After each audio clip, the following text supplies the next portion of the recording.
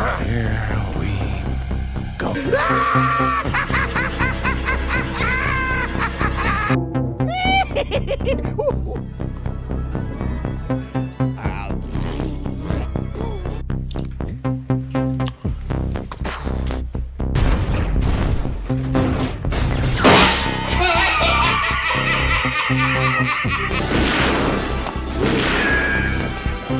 Is like gravity. All it takes is a little push.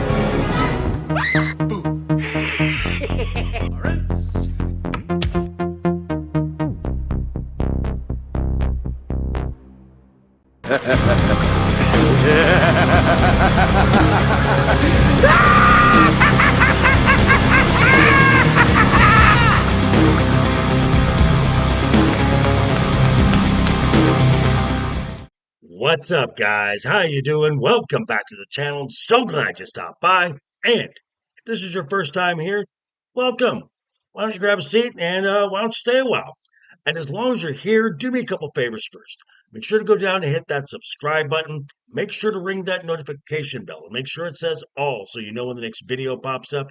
Hit that like button. And before you head out, drop a comment. And if you're of the 780 plus regulars here, welcome back for another round. Ask that you also hit that like button. And before you leave, drop a comment, because as we all know, YouTube does love those comments. And of course, as always, share this video with your friends on all social media. My socials, Instagram and X, are always down below in the description, along with a link to that fabulous Joker Voice merch store. Whew, it is time. It is the go home week, going into the biggest show in professional wrestling, Wrestlemania. A show that, despite it being in Las Vegas for a second year in a row, with some of the talent listed for the event, I was feeling fairly enthusiastic. With everything that's been going on of late with one of the main events, safe to say some of the excitement and enthusiasm has waned just a bit. Now, I'm not saying anything about the talent. I fully expect them to show out and give some of the best performances that they're going to give. So with that being said, let's take a look and give some predictions for night one of WrestleMania. Here we go. Here we go. So we might as well start with the matches that will be in the first hour, and these matches will be simulcast on ESPN2. Now, the opening match is going to be a six-man tag match with Jimmy and Jey Uso teaming with LA Knight versus the tag team champions, The Vision, Logan Paul and Austin Theory, teaming with IShowSpeed. Now, despite the members of The Vision, Theory, and Logan Paul holding the tag titles are not on the line. The inclusion of IShowSpeed as evident in other matches, I'm annoyed with this. They don't need to be here, but I digress. Now, with no title on the line as far as the outcome of this match, I see LA Knight picking up the winning pinfall for he and Jimmy and Jey Uso. Sure, why not? Now, also being simulcast on ESPN2 is Drew McIntyre versus Jacob Fatu in an unsanctioned match. Not gonna lie, these two are fantastic. They are great. Drew, for the last 2 years, has been nothing but gold on the mic, in the ring, and Jacob has been exciting ever since his WWE debut. Now, an unsanctioned match, no holds barred, hardcore match is a fitting stipulation to end this feud. And these two have absolutely sold it perfectly. Now, after WrestleMania, Drew McIntyre is going to need time off to go film his part in the new Highlander film. So there needs to be a reason for him to be written off of TV for just a little bit.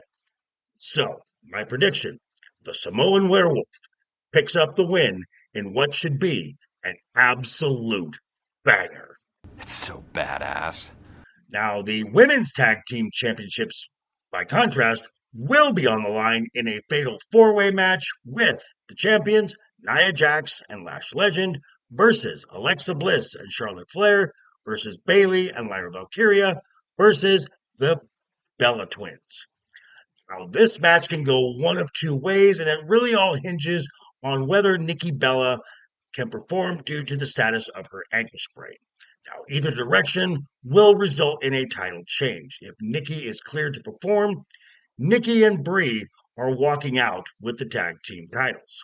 If she cannot, I've been hearing this, that the Kabuki Warriors are reported to be inserted into the match, and this is the reason why this match has not been made official. You can't be serious. Oh, I am absolutely serious. And if that happens, I feel sorry for Kairi Sane, because she'll probably be the one to eat the losing pinfall to the new tag team champions, Bayley and Lyra Valkyria. Oh, goody. Riveting stuff, I know. Now, in a match that was made practically on the fly, we have the visionary Seth Rollins versus the Ring General Gunther. Now, injuries have been a part of this to key individuals, and this has led to what has been the plan C for Seth Rollins at WrestleMania.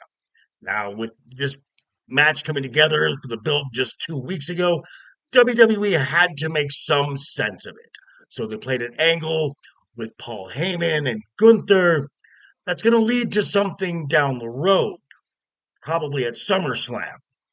So for this to happen in the not too distant future, there is only one outcome to this match, and that is the Ring General Gunther picking up the win. Obviously. Now, on this show, we've also got 3 women's title matches. The second one is for the Women's Intercontinental Championship with the champion, AJ Lee, versus the man, Becky Lynch. This is a tough call.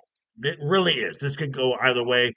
If this had been a triple threat like I had been pitching, but again, an injury kind of ruled that out, this would have been a very easy pick.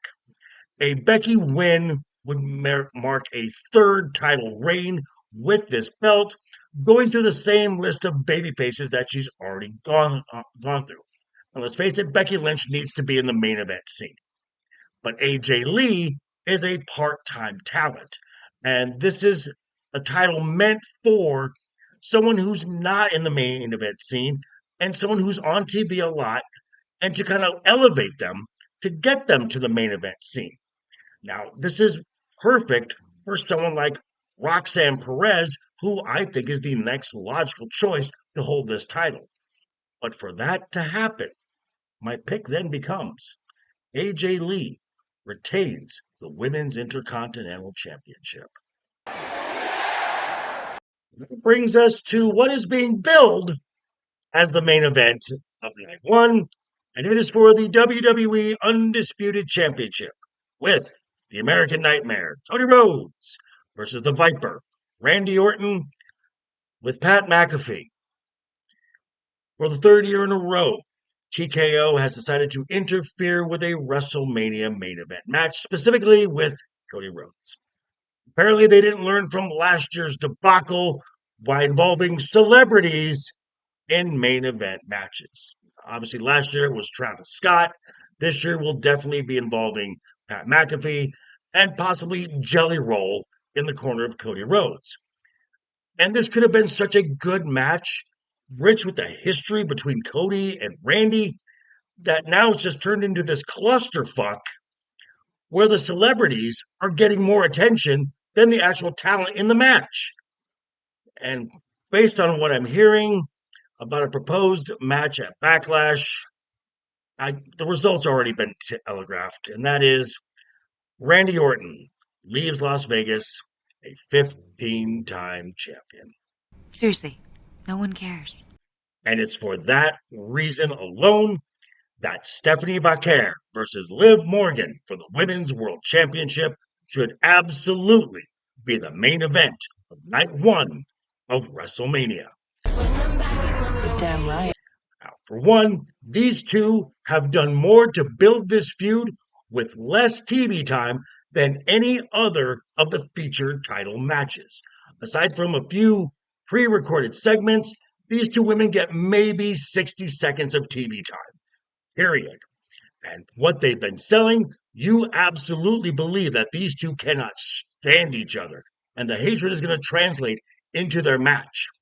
And for a second reason, there has not been a women's WrestleMania main event since Bianca Belair versus Sasha Banks for the SmackDown Women's Championship at WrestleMania 37. Now, as far as the outcome goes, this will be Stephanie's first WrestleMania. She's going to get a lot more.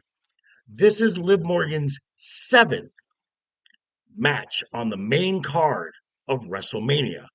The only win she's ever gotten was on a pre-show match at WrestleMania 36 versus Natalya. And coming out of WrestleMania, there's just more story for Liv Morgan and her relationships with either Roxanne Perez or Raquel Rodriguez going forward. And that is why my pick for the win should be Liv Morgan closing out night one of WrestleMania as a three-time women's world champion. Oh my God. Yes. But these are just my predictions for night one. Stay tuned for night two predictions and be sure to absolutely tune in later this week, right here on this channel, 6 p.m. Pacific, where me and the guys will be talking about all of this. And that will be Wednesday night is overbooked. But yeah, thanks for stopping by, folks. Again, quick reminder before you head out the door, hit that subscribe button, ring that bell if you liked the video, give it a thumbs up. If you didn't like the video, hey, thanks for sticking around this long. I appreciate it. And I'll see you folks all very soon. Hope you had a great weekend. Have a wonderful week ahead of you. Always have fun. Keep talking. Keep smiling. Until next time.